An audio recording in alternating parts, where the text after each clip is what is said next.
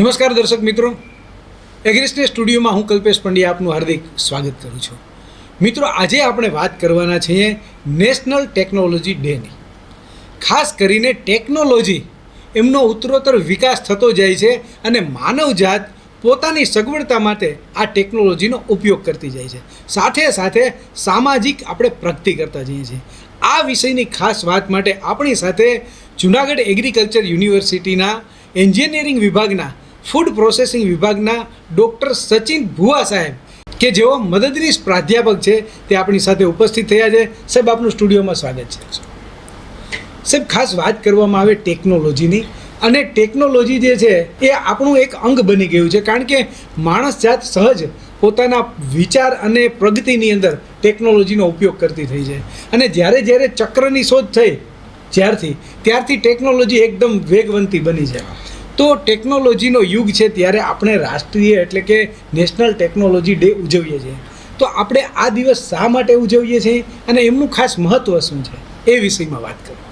પંડ્યાભાઈએ જેમ વાત કરી એમ કે ચક્રના સમયથી એટલે કે ટેકનોલોજીનો જે શરૂઆત છે એ માનવ ઇતિહાસની સાથે જ સંકળાયેલો છે. શરૂઆતના સમયમાં આપણે જોઈએ તો માણસ જ્યારે પથ્થરમાંથી જુદા જુદા સાધનો બનાવી અને શિકાર કરતો થયો ત્યારથી ટેકનોલોજીની શરૂઆત થઈ ગણાય. એ પછીના યુગોમાં યુગે ધાતુઓથી બનેલા ઓજારો, પાણી વાપરવાના સાધનો અને ખેતીની શરૂઆત એ પણ ટેકનોલોજીનો આગવી ઓળખ છે. એમ પછી 18મી સદીમાં જોઈએ તો મશીનો બન્યા, રેલવેના એન્જિનો બન્યા, એ પણ એક ટેકનોલોજીનો આગવો ભાગ છે. અને 20મી સદીમાં જોવા જઈએ તો કોમ્પ્યુટર, મોબાઈલ ફોન, ટેલિફોન, આ બધી જેવી જે ટેકનોલોજીઓ, અને ત્યારબાદ અત્યારે 21મી સદીમાં જે કંઈ પણ ટેકનોલોજી આપણે જોઈએ છીએ જેમ કે ઇન્ટરનેટ છે, 5G નેટવર્ક છે, એ પછી internet of things, IoT base જે ટેકનોલોજીસ જે આપણે વાપરીએ છીએ સંચારમાં, પરિવહનમાં અને બીજા અલગ અલગ ક્ષેત્રે, એ ટેકનોલોજીનો જ એક ભાગ છે. પરંતુ આપણે જોવા જઈએ તો 1988માં જ્યારે આપણા દેશના એ સમયના વડાપ્રધાન શ્રી અટલ બિહારી વાજપેયીજીએ પરમાણુ 2 એટલે કે પરમાણુ જે હથિયાર છે એનું પરીક્ષણ કર્યું પોખરણ-2 નામથી, પોખરણ ખાતે, ત્યારથી તે દિવસ એટલે કે 11 મેનો દિવસ, 11/2/1988, એટલે ત્યારથી 11 મે 1988થી લઈ અને આજ સુધી આપણા વૈજ્ઞાનિકો, સંશોધકો અને તેના મદદગારોની યાદમાં એને માન આપવા માટે આપણે 11 મેને તે દિવસથી રાષ્ટ્રીય તકનીકી દિવસ એટલે કે નેશનલ ટેકનોલોજી ડે તરીકે મનાવીએ છીએ. દર્શકો, સાહેબે આપણને ખૂબ સરસ વાત કરી. ચક્રની વાત થઈ ત્યારથી લઈ અને અત્યાર લગી કઈ રીતે ટેકનોલોજી છે ડેવલપ થઈ છે.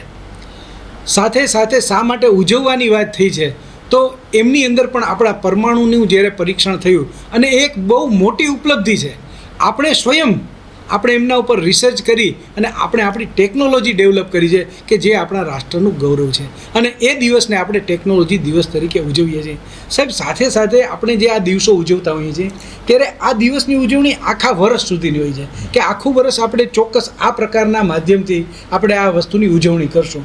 તો જ્યારે આ દિવસની આપણે ઉજવણી કરીએ છીએ તો આ વર્ષની અંદર આપણે આ કયા ખાસ એમની અંદર થીમ છે કે એ થીમ પ્રમાણે આપણે ઉજવીએ, તો આ વખતની કઈ થીમ જે છે કે એમના દ્વારા આપણે આ ઉજવણી કરશું? આ વર્ષ એટલે કે 2025 માટે નેશનલ ટેકનોલોજી ડેની જે થીમ છે જે આપવામાં આવી છે, empowering Indian youth for global leadership in science and innovation for વિકસિત ભારત. એટલે કે આ થીમ પ્રમાણે આપણે જોવા જઈએ તો ભારતનું જે યુવાધન છે એ યુવાધનને આ થીમ ગ્લોબલ એટલે કે વૈશ્વિક સ્તર માટે જે કોઈ પણ લીડરશિપ લેવાની જરૂર છે સાયન્સ અને ટેકનોલોજીના વિભાગમાં, ઇનોવેશન્સના વિભાગમાં, નવી શોધખોળો કરવા માટે, નવા સંશોધનો કરવા માટે, એના માટે પ્રેરે છે. તો એના માટે સરકારી સંસ્થાઓ, સરકાર તેમજ ખાનગી સંસ્થાઓ પણ ઘણું બધું કાર્ય કરી રહી છે. દર્શક મિત્રો, ખરા અર્થમાં જે નોલેજ મેળવવા માંગે છે હંમેશાને માટે યુવાન હોય છે, અને વાત કરવામાં આવી છે યુવાનોને આ બાબતની અંદર પ્રેરવાની. ખૂબ સરસ મજાની થીમ આ 2025ના વર્ષની છે.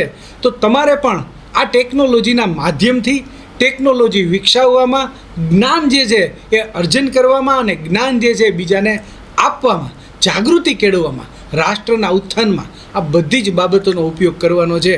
તો તમારે પણ સંકલ્પ કરવાનો છે કે ટેકનોલોજી ડેની ઉજવણી કરીએ, ટેકનોલોજીને સુચારુ રીતે ઉપયોગ કરીએ અને રાષ્ટ્રનો વિકાસ કરીએ. પણ આ ટેકનોલોજીનું ખરા અર્થમાં મહત્ત્વ શું છે સાહેબ, એ પણ તમે દરેક અમારા દર્શકોને જણાવો કે ટેકનોલોજીનું આપણા જીવનમાં શું મહત્ત્વ રહેલું છે. ટેકનોલોજી એનું ખાસ તો મહત્ત્વ એ છે, ટેકનોલોજીનો હેતુ જ એ છે કે કાર્યક્ષમતા વધારવી, ગુણવત્તા વધારવી કાર્યની અને શ્રમજીવી જે બાબતો છે એને ઘટાડવી. આમ આપણે અત્યારના સમયમાં જોઈએ તો આરોગ્ય ક્ષેત્ર ખાસ કરીને અત્યારે ઘરે બેઠા બેઠા ડૉક્ટરો ઓપરેશન કરી શકે છે. અત્યારે ઘરે બેઠા બેઠા કોઈ પણ દર્દી છે એ બહારના ડૉક્ટરોની પણ સલાહ લઈ શકે છે. કોઈ પણ જાતની માહિતી આરોગ્ય ક્ષેત્રે તમારે જોઈએ તો કોઈ પણ જગ્યાએથી તમે મેળવી શકો છો, ઇન્ટરનેટ ઉપરથી કે બીજા કોઈ પણ વિડીયો કોન્ફરન્સના માધ્યમથી. પછી જો તમે પરિવહન ક્ષેત્રે જુઓ તો પરિવહન ક્ષેત્રે તો આજે બહોળો ઉપયોગ થાય છે. તમારી ગાડીઓમાં જે ફાસ્ટેગ આવેલા છે, તમારી ગાડીઓમાં જે જીપીએસ સિસ્ટમ છે, તમારા મોબાઈલમાં જે જીપીએસ સિસ્ટમ છે, એ બધો ટેકનોલોજીનો જ એક ભાગ છે. જીપીએસની મદદથી તમે કોઈ પણ જગ્યાએ તમે ક્યાં છો, તમારે ક્યાં જવું છે, એ બધી વસ્તુ તમે જાણી શકો છો. ફાસ્ટેગની મદદથી આપણે જોવા જઈએ તો તમારી જે આવન જાવનનો સમય છે એમાં ઘટાડો કરવામાં આવ્યો છે. તે સિવાય ઘણી બધી એપ્લિકેશન્સ બેઝ ટેકનોલોજીસ પણ આવે છે. સંચાર ક્ષેત્રે આપણે જોઈએ તો આજે 5G નેટવર્ક, IoT બેઝ મોબાઈલ્સના જે નેટવર્ક છે એ બધાની મદદથી તમે કોઈપણ દુનિયાના કોઈ પણ ખૂણે વાત કરી શકો છો. શિક્ષણ ક્ષેત્રમાં જોવા જઈએ તો આજે કોરોના પછી આપણે જેમ જોઈ શકીએ છીએ તેમ કોઈ પણ વિદ્યાર્થી છે કોઈ પણ જગ્યાએ બેસી અને પોતાનું શિક્ષણ મેળવી શકે છે. ઘણી બધી એવી ઉપલબ્ધિઓ છે શિક્ષણ ક્ષેત્રે પણ કે જે application base, online platform base આપણને આજે એજ્યુકેશન પૂરું પાડે છે. એટલે આજનો વિદ્યાર્થી એ કોઈ જગ્યાના સંપર્કમાં આવી શકે છે, કોઈ પણ જગ્યાએથી. આજનો વિદ્યાર્થી કોઈ પણ જગ્યાએ જઈ એજ્યુકેશન મેળવી શકે છે વર્ચ્યુઅલી, કે ત્યાં તેને ફિઝિકલી જવાની જરૂર નથી. ઘરે બેઠા જ તે કોઈ પણ જગ્યાએ જઈ શકે છે. આમ ટેકનોલોજી આજે આપણા જીવનનો અભિન્ન અંગ બની ચૂકી છે. આમ આજના જીવનમાં ટેકનોલોજી આપણો અભિન્ન અંગ બની ચૂકી છે. મિત્રો, સાહેબે આપણને સુંદર વાત કરી ટેકનોલોજીનું મહત્ત્વ. ખરા અર્થમાં ટેકનોલોજી એટલી બધી ડેવલપ થઈ છે કે અવારનવાર આપણે જ્ઞાન જે કંઈ પણ મેળવીએ છીએ, સમાચાર સાંભળીએ છીએ કે રોબોટિક ઓપરેશનો થાય છે. ડૉક્ટરને પણ રોબોટ દ્વારા ઓપરેશન કરવામાં આવે છે. આપણા ગુજરાતમાં જ, અમદાવાદમાં જ પણ હમણાં થયેલું. તો એનો મતલબ એ થયો કે ટેકનોલોજી એટલી બધી શાર્પ થઈ છે, પરફેક્ટ થઈ છે, અને કર્યું છે કોણે? માનવજાતે, વૈજ્ઞાનિકોએ. તો આ આપણી વિજ્ઞાનની શોધ છે અને એટલા માટે ટેકનોલોજીનો આપણે ભરપૂર ઉપયોગ કરતા થયા છીએ. અને આ ભરપૂર ઉપયોગ હવે તો સામાન્ય માણસ પોતાના મોબાઈલથી કરી શકે છે. સાહેબે જે વાત કરી, જીપીએસની વાત કરી, તમે કઈ જગ્યાએ છો, તમે કઈ જગ્યાએ પહોંચવાના છો, તમે કેટલા સમયમાં પહોંચી શકશો, વરસાદ પડશે તો ક્યાં પડશે, કેટલી એપ્લિકેશનો આપણા એન્ડ્રોઈડ મોબાઈલ, સ્માર્ટ મોબાઈલમાં આવી ગઈ છે. તો મિત્રો, કર લો દુનિયા મુઠ્ઠી મેં. બસ આ ટેકનોલોજીનું જે માધ્યમ જે છે ને એ ખરા અર્થનું આ સૂત્રને પણ સાર્થક કરે છે. સૂત્ર ભલે ગમે તેમણે આપ્યું હોય, પણ ખરા અર્થમાં આપણા હાથની અંદર આ શક્તિ આવી છે. તો એ છે ટેકનોલોજી જે છે એમનું વરદાન છે આપણા માટે. અને હા, ટેકનોલોજીના વરદાનને આપણે સુચારુ રીતે ઉપયોગ કરીએ તો આપણી માનવજાત માટે ખૂબ જ અગત્યનું છે. સાથે સાથે ટેકનોલોજીની વાત થતી હોય, કૃષિ યુનિવર્સિટીમાં આપણે બેઠા છીએ, એમની વાત થતી હોય ત્યારે એ વાત પણ સાહેબ સાથે કરવી જોઈએ કે સાહેબ ટેકનોલોજી જે રીતે ડેવલપ થઈ. તમે પણ વાત કરી કે ભાઈ જે પહેલાં આપણે જે શરૂઆતમાં ખૂબ જ મહેનત કરીને કામ કરતા હતા, તો ત્યારે ખેતીવાડીની અંદર ખૂબ જ મહેનત હતી. હવે એ જ વસ્તુ, એ જ ધાન્યો પકાવીએ છીએ, એ જ ફળ ને એ શાકભાજી પકાવીએ છીએ, પણ એમની અંદર પણ ક્યાંક ને ક્યાંક હવે ટેકનોલોજી આવી ગઈ છે. તો કૃષિ ક્ષેત્રે ટેકનોલોજી જે છે એનો કઈ રીતે વિકાસ થયો છે, એમાં એમનું શું મહત્ત્વ છે, એમની પણ વાત કરો. કૃષિ એટલે આપણા દેશની આચાર સંહિતાઓ, આપણા દેશનો આધાર. જે દેશના મોટા ભાગના નાગરિકો આજે કૃષિથી જ રોજગારી મેળવે છે, એ દેશ કૃષિ ક્ષેત્રે ટેકનોલોજીમાં કેમ પાછળ રહી જાય? આજે કૃષિ જે છે એ આપણો મુખ્ય હેતુ છે. એ જો આપણે આજે કૃષિમાં ટેકનોલોજી નહીં વાપરીએ તો પછી ક્યારે વાપરશું? કૃષિ એટલે કે જમીન, જળ, શ્રમ, સમય અને ખાતર, આ જે વગેરે વસ્તુઓ છે એની અંદર આપણે ટેકનોલોજીનો ઉપયોગ કરી શકીએ છીએ. અને જો આ વસ્તુઓમાં ટેકનોલોજીનો ઉપયોગ કરી અને આપણે ખેતીને સરળ બનાવશું તો એનાથી સારું શું હોઈ શકે. આજના યુવાનો ખેતી ક્ષેત્રે ઘણી બધી હરણફાળ ભરી અને ખેતી કરતા થયા છે. ટેકનોલોજીનો ઉપયોગ કરી અને નવી પેદાશો લેતા થયા છે, વધારે પડતી ગુણવત્તાવાળી પેદાશો લેતા થયા છે, અને તેમ છતાં ઘણું બધું હજી જોવાનું બાકી રહી જાય છે. તો આજે આપણે એની વિગતવાર વાત કરીએ પંડ્યાજી. તો જળ અને જમીન ક્ષેત્રે આપણે જોઈએ. જમીનની અંદર આજે એવા બધા સેન્સરો આવી ગયા છે કે જેના લીધે તમારી જમીનની અંદર શું છે, કયા મૂળભૂત તત્વો છે જે પાક માટે જરૂરી છે, એને તમે સરળતાથી જાણી શકો છો. જળ તો તમારી અંદર માટીની અંદર, તમારી જમીનની અંદર કેટલું મોઇશ્ચર છે જેનો આધાર રહેલો છે પાકની પિયત માટે, તો એ પણ તમે જાણી શકો છો. જેમ કે આપણે એક એક્ઝામ્પલ લઈએ, એક ઉદાહરણ લઈએ તો કે તમારી જમીનની અંદર જે કાંઈ પણ ભેજ છે એ પાકને પૂરતો છે કે નહીં, એ પ્રમાણે કેટલા પ્રમાણમાં તેમને સિંચાઈ આપવી જોઈએ, તો એ પણ આપણે ટેકનોલોજીની મદદથી જાણી શકીએ છીએ. સિંચાઈની વાત કરીએ તો ખેડૂત આજે ઘરે બેઠા કે ખાટલે બેઠા પોતાની મોટર ચાલુ કરી શકે છે, ઘરે બેઠા કે ખાટલે બેઠા પોતાની લાઇટો ચાલુ કરી શકે છે ખેતરમાં. સિંચાઈનો પંપ જે છે એ વાઈફાઈ ઓપરેટેડ થઈ ગયો છે. ખેડૂત આજે મોબાઈલમાંથી એક ટચ કરી અને પોતાની સિંચાઈનો પંપ ચાલુ કરી શકે છે અને ખેતરમાં પિયત આપી શકે છે. સોલાર ઓપરેટેડ પંપ, જે સૌર ઉર્જા ઓપરેટેડ પંપ છે, એ પણ આપણી ઉર્જાની બચત કરે છે. આવી જ રીતે બીજી પણ ઘણી બધી સિંચાઈને લગતી ડ્રીપ ટેકનોલોજી છે, સ્પ્રિંકલર ટેકનોલોજી છે, જેનાથી પાણીની બચત થાય છે, સમયની બચત થાય છે અને પાકને જે જરૂરી પાણી કે સિંચાઈ છે એ જ આપી શકાય છે. તો આ એક ટેકનોલોજીનો ખેતીની દ્રષ્ટિએ બહુ સારો ઉપયોગ છે. સર, તમે ખૂબ સરસ વાત કરી અને એમની અંદર એ પણ કે માની લો કે ખેડૂતો જે છે એ વાવેતર, તો પહેલાં આપણા પૂર્વજો જે છે એ પહેલાં પશુઓનો ઉપયોગ ન કરતા, ત્યારે સિંગલ હળથી એ બધું વાવેતર કરતા. એ પછીની જે વાત કરવામાં આવે તો આપણે પશુઓનો ઉપયોગ કરતા થયા. તો હવે ટેકનોલોજીમાં કયા ફેરફારો આવ્યા છે કે જેમને હિસાબે આપણે વાવેતર કરીએ છીએ, સાથે જે દવાના છંટકાવો છે રોગ જીવાત માટેના, તો એમના માટે અત્યારે કઈ ટેકનોલોજીનો આપણે ઉપયોગ કરીએ છીએ, કયા પ્રકારની મશીનરીનો ઉપયોગ કરીએ છીએ, એ પણ થોડી વિગતે વાત કરો. જેમ તમે વાત કરી એમ વાવણીમાં તો પહેલાનો ખેડૂત જે છે એ હળ હકાવતો હતો, પણ આજે મશીન, ટ્રેક્ટર ઓપરેટેડ મશીનો આવી ગયા છે. જે રોટાવેટર છે, આજનો ખેડૂત રોટાવેટરનો બહોળો ઉપયોગ કરી અને પોતાનું ખેતર તૈયાર કરે છે પાક માટે. પછી લેઝર લેન્ડ લેવલર છે, એનો ઉપયોગ છે કે એ ખેતીને જમીનને ઢાળ આપે છે અને લેવલ કરી આપે છે. એ જ રીતે બીજું જે છે ટ્રેક્ટર ઓપરેટેડ ઓળણીઓ આવી ગઈ છે, જેનાથી આજે ખેડૂત વાવતો થયો છે. પછી જ્યારે પાક સંરક્ષણની તમે વાત કરવા જઈ રહ્યા છીએ, ત્યારે પાક સંરક્ષણ માટે ડ્રોન ઓપરેટેડ દવાનો છંટકાવ આજે થઈ રહ્યો છે, જેના લીધે આપણે દવાનો બચાવ કરી શકીએ છીએ, સમયનો બચાવ કરી શકીએ છીએ અને જે માત્રામાં જે જગ્યાએ તમારે દવાની એપ્લિકેશન કરવાની છે, જે પાકને જરૂર છે, એ જ પાકને તમે એ જ રીતે દવા પહોંચાડી શકો છો. એ સિવાય આપણે એપ્લિકેશન બેઝ આજે પાકમાં જે રોગો છે એને જાણી શક્યા છીએ. માત્ર એક ફોટો પાડી અને તમે પાકનો રોગ જાણી શકો છો, જેનાથી તમે પાક સંરક્ષણમાં એને કઈ દવા મળશે એ બધું જ તમને એક મોબાઈલ એપ્લિકેશન આપી દે છે. તો આ રીતે પાકની વાવણી માટે અને પાક સંરક્ષણ માટે પણ આજે ટેકનોલોજીનો બહોળો ઉપયોગ થઈ રહ્યો છે. બહુ સરસ વાત કરી સાહેબ. જ્યારે આપણે ડ્રોન ટેકનોલોજીની વાત કરી તો ડ્રોન ટેકનોલોજીમાં અત્યારે નેનો ટેકનોલોજી દ્વારા જે ખાતરો જે છે એ તૈયાર થયા છે ને એ આપણે આપી શકીએ છીએ. અને સરકાર પણ આ માટે ડ્રોન ટેકનોલોજીને ડેવલપ કરવા માટે બહેનોને જે છે આગળ તૈયાર કર્યા છે અને ડ્રોન દીદી જે છે એનો કોન્સેપ્ટ ગવર્મેન્ટ લાવી છે. તો ખરા અર્થમાં મિત્રો ટેકનોલોજી માટે ગવર્મેન્ટ ખૂબ સારી કામ કરી રહી છે.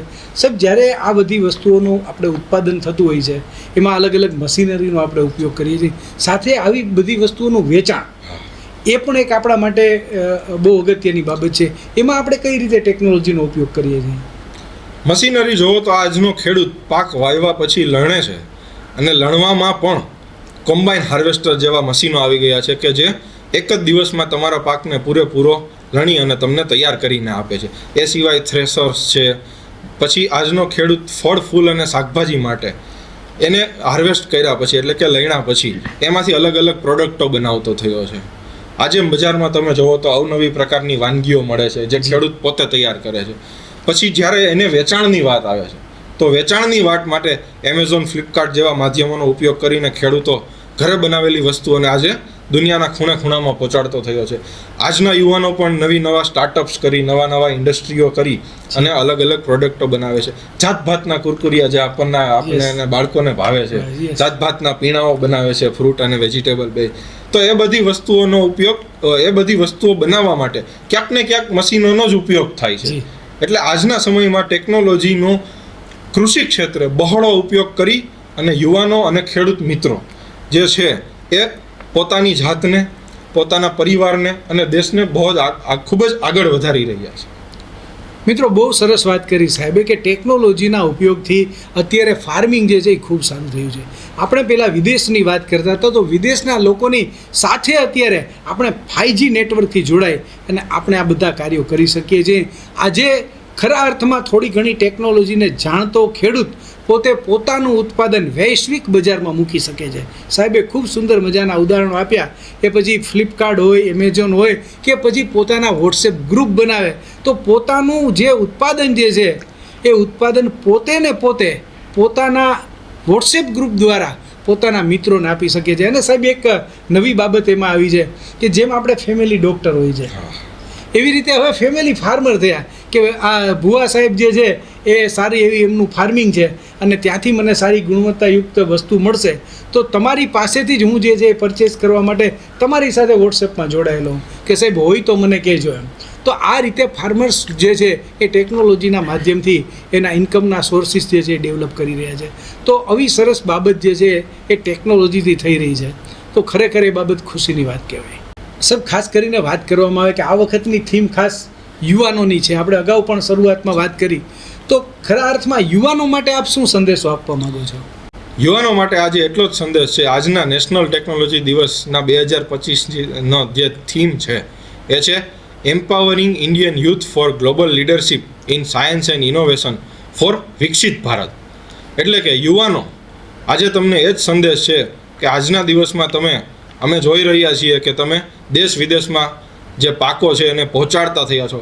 તેમ છતાં પણ હજી ઘણું બધું બાકી છે જે છે કે તમે ટેકનોલોજીનો ઉપયોગ કરી તમારા પરિવાર, તમારું પોતાની જાતને, તમારા સમાજને અને દેશને આગળ વધારો, તમારા સમાજનું અને દેશનું કલ્યાણ કરો અને ભારત દેશને વિકાસશીલમાંથી વિકસિત દેશ તરફ લઈ જવા માટેના સફળ પ્રયત્નો આ ટેકનોલોજીના માધ્યમથી કરો. તે માટે સરકારી સંસ્થાઓ અને અમે પણ તમને મદદરૂપ થવા માટે હર હંમેશ તૈયાર છીએ.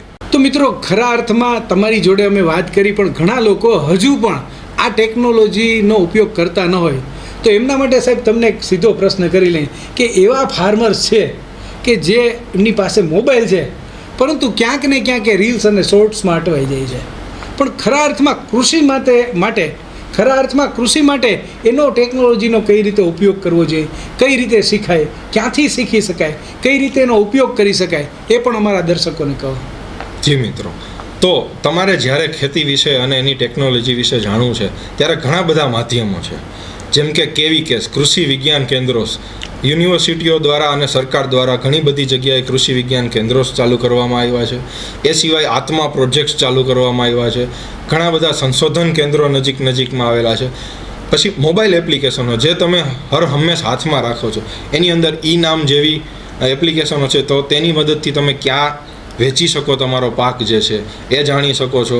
પછી સોઇલ હેલ્થ કાર્ડ જેવી યોજનાઓ શરૂ કરેલી છે જેની અંદરમાં તમે તમારા માટીનું તપાસ કરી શકો છો.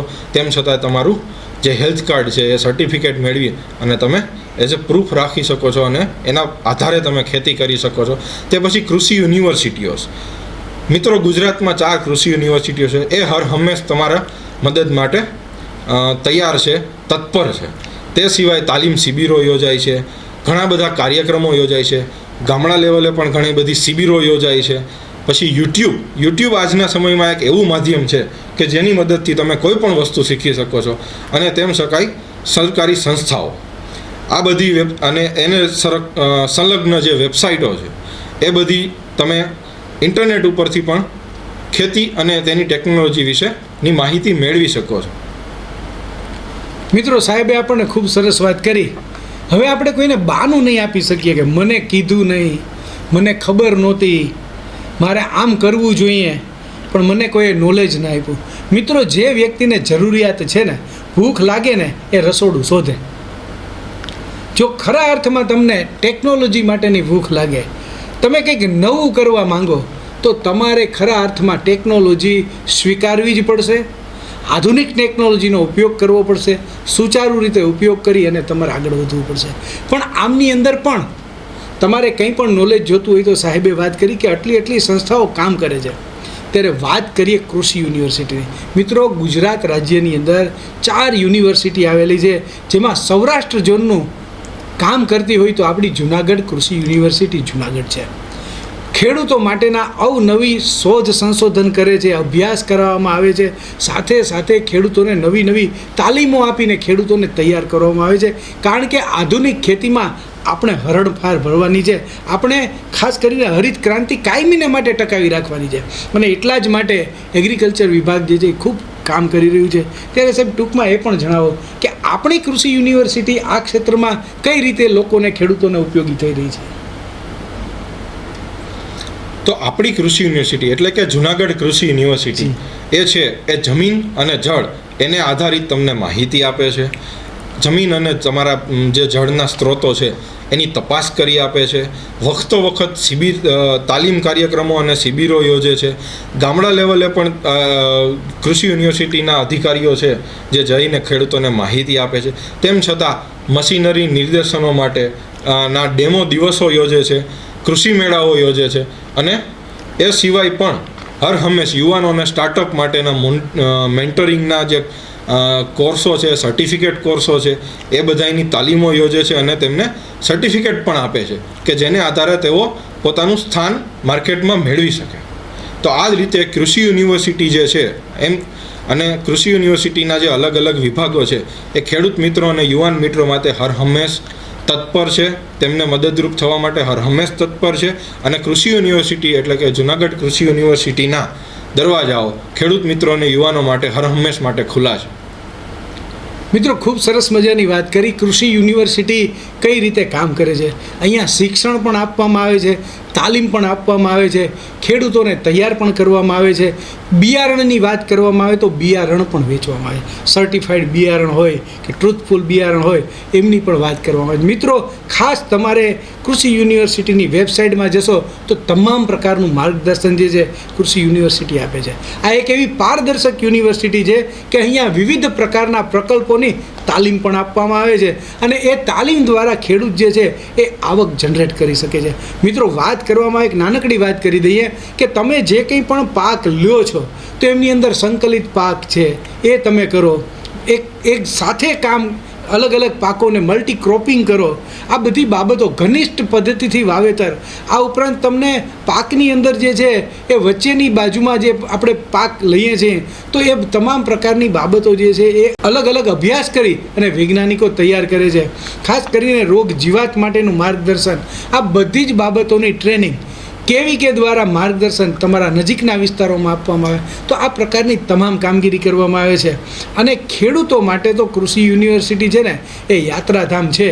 એ તમે દ્વારકા ગણો, સોમનાથ ગણો કે ડાકોર ગણો કે પછી હરિદ્વાર ગણો, ખરા અર્થમાં જે તમે કાર્ય કરો છો ને, કારણ કે ખેડૂત જગનો તાજ છે અને એ જે કાર્ય કરે છે ત્યારે જગતના લોકોનું પેટ ભરાય છે, અન્ન ઉત્પાદન કરે છે અને એમને હિસાબે આ કૃષિ યુનિવર્સિટી જે છે ને એનું યાત્રાધામ છે. તો મિત્રો, તમે જો કૃષિ યુનિવર્સિટીએ ન આવ્યા હો ને તો તાલીમ લેવા પણ અચૂક આવો, કંઈ ના આવો તો ફરવા પણ આવો. અહીંયા કૃષિ પ્રદર્શનાલય પણ છે.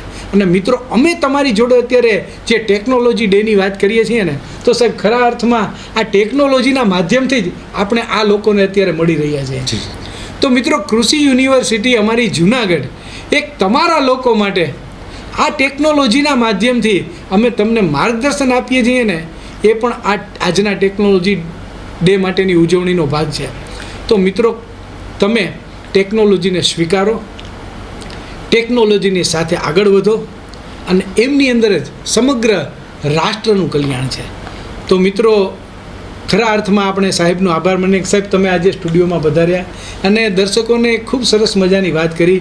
ટેકનોલોજી આપણું હવે અંગ બની ગયું છે અને આપણે ટેકનોલોજી સાથે પ્રગતિ કરતાં આગળ વધવાનું છે. ત્યારે મિત્રો, સાહેબ તમે સ્ટુડિયોમાં પધારી આપનો ખૂબ ખૂબ આભાર. આભાર.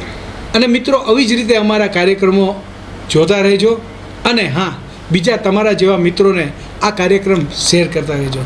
નમસ્કાર.